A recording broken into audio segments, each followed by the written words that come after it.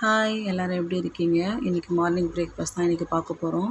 இன்றைக்கி நான் chapati with rajma gravy தான் பண்ண போகிறேன். ராஜ்மா கிரேவி ஃபஸ்ட்டு பண்ணுறதுக்காக தக்காளி, வெங்காயம், பூண்டு, இஞ்சி, பட்டை, லவங்கம் போட்டு நல்லா ஒரு ஃபைன் பேஸ்ட்டாக அரைச்சி எடுத்துக்கலாம்.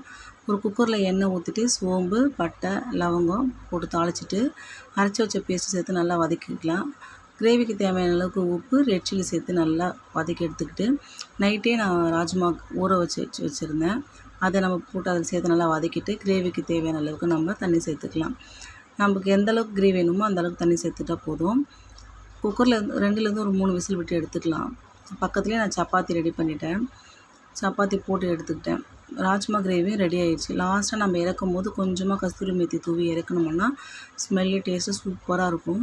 இன்றைக்கி மார்னிங் பிரேக்ஃபாஸ்ட் எங்கள் வீட்டில் சப்பாத்தி வித் ராஜ்மா கிரேவி.